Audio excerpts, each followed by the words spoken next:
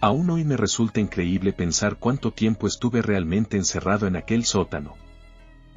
Aunque no supe exactamente cuánto tiempo transcurrió hasta que la terrible experiencia terminó, fui consciente, incluso mientras ocurría, de que habían pasado años. Y resultó que pasé poco más de 10 años allí, creciendo de adolescente a adulto con el frío grillete de acero en mi tobillo. Me secuestraron justo antes de cumplir 13 años, una noche mientras regresaba a casa después de la práctica de baloncesto. Era una noche despejada y sentía que la luz de la luna llena era suficiente para disipar los miedos que normalmente tenía al caminar en la oscuridad. Claro, en ese entonces no sabía realmente qué era el miedo. Todavía no. Mientras tarareaba una melodía que había escuchado en la radio el día anterior, pateaba alguna que otra piedra y levantaba la vista del suelo solo cada pocos segundos para asegurarme de que iba en la dirección correcta. No me había molestado en cambiarme y llevaba puesto mi uniforme de baloncesto, sabiendo que tendría que bañarme al llegar a casa. Mi balón de baloncesto estaba seguro bajo mi brazo derecho, y estaba demasiado agotado por la práctica como para siquiera pensar en driblarlo mientras caminaba. No estaba a más de media milla de mi casa cuando sucedió. Una furgoneta pasó rugiendo junto a mí y frenó bruscamente delante. Me quedé paralizado, de repente inseguro de lo que estaba ocurriendo. Recordar esto ahora es doloroso porque, si hubiera corrido tan rápido como pudiera, mi vida probablemente habría sido muy diferente. Pero a pesar de las advertencias sobre los peligros de situaciones como esta, mis músculos estaban tan rígidos como el hielo. Y solo miré. Un hombre con un abrigo oscuro y jeans saltó de la puerta lateral ahora abierta y se abalanzó sobre mí. Finalmente, mi cuerpo reaccionó, pero ya era demasiado tarde. Tenía sus manos sobre mis hombros y casi me levantó del suelo mientras me arrastraba hacia la furgoneta. Grité, pero su brazo izquierdo rodeó mi delgado cuerpo y su mano derecha se levantó para cubrir mi boca. La pelota de baloncesto cayó al suelo, rebotando una y luego 2 veces. Todavía recuerdo el sonido sordo de la pelota golpeando el asfalto en el agua. Es curioso lo que el cerebro elige registrar en momentos así. Antes de que pudiera hacer algo más, estaba dentro de la furgoneta. La puerta se cerró y el hombre se alejó de mí. Aunque no podía ver su rostro, y no lo vería por un tiempo, grité, pero mis gritos fueron recibidos con risas por parte del hombre, así como la voz de otro hombre desde el asiento del conductor. «Cállate», fue todo lo que dijo el conductor. El hombre que me había agarrado dejó de reír y me golpeó fuerte en un lado de la cabeza. Me desmayé y no recuerdo nada más del viaje. No sé cuánto tiempo pasó antes de que despertara en el sótano, pero solo puedo suponer que no fue mucho, tal vez 1 hora. La habitación estaba muy oscura. De hecho, era tan oscura que, incluso después de que mis ojos se acostumbraron, no pude distinguir muchos detalles. Sentí que la habitación era grande y casi vacía, y mientras extendía mis manos sobre el suelo debajo de mí, me di cuenta de que estaba acostado en un piso de tablones de madera muy viejo, del tipo que se encuentra en muchos sótanos alrededor del área de Seattle. Astillado, ligeramente húmedo y demasiado mohoso. Pasar la mano por esas tablas dejaba una capa sucia no muy diferente de la que obtendrías al hacer jardinería. A mi alrededor había un silencio tan completo que hacía que la oscuridad pareciera aún más profunda. No podía oír nada, no importa cuánto esforzara mis oídos. Me puse de pie y fue entonces cuando noté la pesada cadena atada a mi tobillo. Rápidamente me senté y pasé mis manos por mi pierna izquierda. Efectivamente, había un grueso anillo de acero allí. Estaba tan apretado que casi cortaba la circulación. Atornillada a la parte posterior del anillo había una cadena pesada. La levanté, sintiendo los fríos eslabones y tratando de entender su dimensión. Tiré de la cadena y estaba bastante floja. La arrastré mano sobre mano durante unos 5 segundos antes de que se tensara. Podía sentir que estaba conectada a la pared detrás de mí. De pie y caminando en dirección opuesta, parecía tener unos 10 pies de holgura a mi disposición. Mi joven mente comenzó a entrar en pánico ante la situación. Estaba encadenado en una habitación muy oscura sin tener idea de dónde estaba ni quién me había atrapado. No sabía si estaba solo en la habitación y mucho menos si alguien volvería a lastimarme. Incluso a esa edad sabía que esto era muy malo. Mi mente recordó una historia en la que un hombre había secuestrado a una niña, manteniéndola encerrada y haciéndole cosas atroces durante años antes de que un vecino la rescatara. ¿Ese iba a ser mi destino? Estuve solo en la habitación durante horas antes de comenzar a recibir mi respuesta. Intenté gritar, llorar, suplicar, pero nada de eso trajo información adicional a mis ojos ni a mis oídos. La habitación permaneció oscura y silenciosa. Eso fue hasta que una luz cegadora iluminó la oscuridad. La luz parecía venir de todas partes a la vez y grité de miedo y de dolor. Mis ojos se dilataron por las horas de oscuridad y retrocedí ante el destello blanco y caí de rodillas. Me tomó unos momentos poder entrecerrar los ojos. Y cuando lo hice, retrocedí con verdadero miedo. Había una escalera a unos 20 pies frente a mí. La habitación estaba realmente vacía, pero ahora vi que la escalera conducía a una puerta. Parado en esa puerta había un hombre, y nunca olvidaré su rostro. Estaba pálido, blanco, frío e inexpresivo. Su cabello negro estaba peinado hacia atrás y sus ojos eran de un tono verde intenso. Llevaba un abrigo oscuro, debajo del cual llevaba un polo verde metido dentro de unos vaqueros desgastados. Este era sin duda el hombre que me había sacado de la calle. Una vez que vio que yo lo había visto, comenzó a bajar las escaleras hacia mí.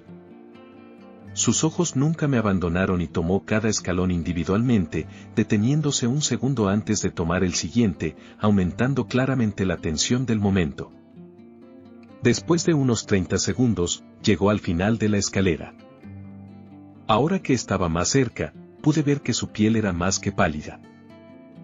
Era claramente de un tono parecido al papel.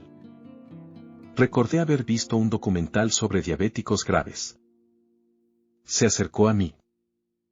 Con cada paso, sus botas metálicas resonaban fuerte contra las tablas de madera, enviando escalofríos por mi ser. Retrocedí instintivamente, sintiéndome de pronto mucho más joven, consumido por el temor hacia este hombre. Mi espalda chocó contra la pared de ladrillos, y un gemido se me escapó. «Cálmate, no te haré daño», dijo él, aunque su voz destilaba malicia y no le creí. Sus ojos brillaban con el placer de causar dolor. «¿Quién eres?», logré preguntar, mi voz un chillido tembloroso. «Soy tu nuevo dueño», respondió, avanzando un paso y sonriendo. «No, déjame ir», supliqué, con lágrimas corriendo por mis mejillas. Sentí una lágrima deslizarse bajo mi camisa, destacándose extrañamente mientras observaba sus terribles ojos. «Eso no sucederá», afirmó antes de lanzarse sobre mí. En segundos, estaba encima, inmovilizándome fácilmente. Se rió de mis intentos de resistencia, deteniendo mis golpes. Con un brazo sobre mi pecho y sus piernas bloqueando las mías, extrajo una uña larga y afilada, deslizándola por mi garganta. Un corte superficial, pero profundo, dejó escapar mi sangre mientras gritaba. Lamió mi cuello, marcando el comienzo de un horror que apenas empezaba. Solo lo veía cada 2 días, brevemente. La próxima vez, me ofreció un tazón de algo parecido a avena. «No lo comas todo de una vez», advirtió antes de irse. Dudé, temiendo que estuviera drogada, pero el hambre me venció. La avena tenía una consistencia extraña, suave y líquida. A regañadientes, comí hasta acabarla. Él regresó, reemplazando el tazón vacío por uno lleno, y tras un desastre que hice, prometió traer un cubo para mis desechos. 2 semanas después, me atacó de nuevo. Los ataques se volvieron rutina, cada 2 semanas, mientras yo sobrevivía a base de avena y temor. El tiempo se distorsionó, y me sumí en un letargo, intentando dormir para escapar de mi realidad. Entendí que estaba enfermo, un hombre retorcido que me mantenía encadenado, alimentándome solo para consumir mi sangre, como un vampiro. Esa comprensión solo profundizó mi desesperación. Me resigné a un estado casi catatónico, los ataques apenas registrándose en mi conciencia. Eran bombillas fluorescentes de un blanco cegador montadas en lo alto del techo del sótano, bañando mi pequeño mundo en un brillo constante. Esta luz perpetua y el silencio, salvo por el sonido de mi barbilla chocando y arrastrándose por el suelo mientras deambulaba, comenzaron a difuminar la línea entre mis horas de vigilia y sueño. Los sueños se sentían reales y la realidad parecía un sueño. No estoy seguro de cuántas de las conversaciones con el hombre fueron reales, pero tras años en el sótano, empezó a responder a mis preguntas, nacidas de mi delirio. En un intercambio memorable, tras toser sangre, le pregunté por qué no usaba una aguja para extraer más sangre de una vez. Se detuvo, giró y dijo que prefería la frescura. Le señalé que no era un vampiro, a lo que respondió sin humor que éramos algo mejor. Mi escape no fue un plan meticulosamente orquestado. Ocurrió de repente, impulsado por la necesidad de ajustar el grillete que me estrangulaba el tobillo. El hombre, al notar su ajuste necesario, me dio una ventana de oportunidad. Comí rápidamente mi avena para fortalecerme. Cuando regresó, fingí estar entre la vigilia y el sueño. Al abrir el grillete, aproveché el momento, golpeándolo con fuerza y luchando hasta que quedó irreconocible. Pero cuando creí que había acabado, él comenzó a arrastrarse hacia mí, sus heridas sanando ante mis ojos. Su rostro, aunque desgarrado, empezó a recomponerse. El terror me invadió al verlo levantarse. Corrí escaleras arriba, con él siguiéndome, hasta que finalmente, en un último esfuerzo, logré escapar de esa pesadilla viviente. Finalmente, alcancé la cima de las escaleras y me precipité hacia la puerta. La cerré con fuerza y, al notar 2 cerrojos, los aseguré rápidamente. Me detuve un instante, observando el lado opuesto de la puerta. A pesar del terror por lo que acechaba al otro lado, estaba atónito por haber escapado del sótano. Un fuerte golpe en la puerta interrumpió mis pensamientos, vibrando en su marco. Él estaba ahí, a solo unos centímetros de distancia, separados por la madera. Golpeaba con su puño contra la puerta. Me giré y corrí.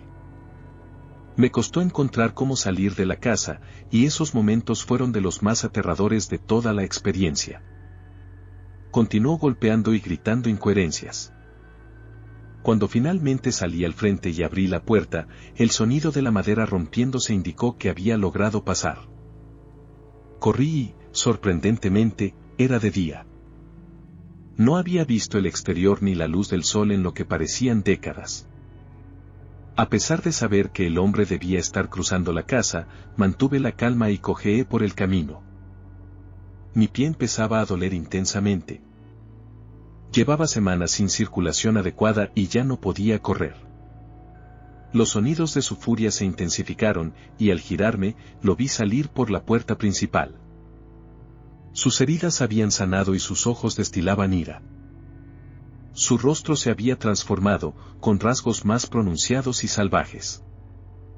Grité, mi garganta se tensó y aceleré el paso, pero sabía que no podía escapar. Él me alcanzaría.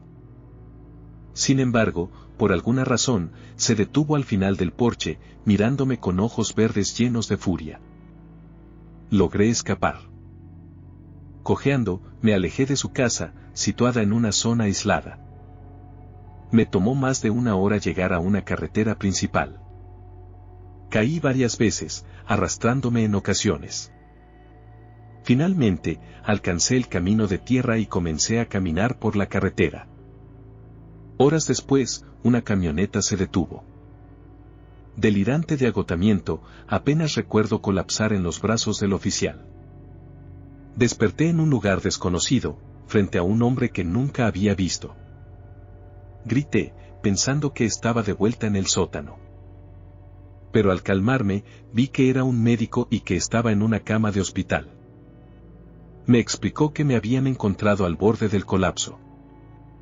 Entré en pánico al verme atado, pero el médico me aseguró que era por mi seguridad, ya que había estado delirando. Ha pasado un año desde mi escape. Repasé mi historia con la policía, periodistas y psiquiatras. Aunque encontraron la casa y el sótano como describí, nunca hallaron al hombre. Intentaron convencerme de que sus heridas sanando eran alucinaciones, pero sé lo que vi. Él sigue libre, pero lo que realmente me aterra es su respuesta cuando negaron que fuera un vampiro. Tienes razón, no soy un vampiro. Somos hombres. No somos vampiros. Somos mucho peores que eso.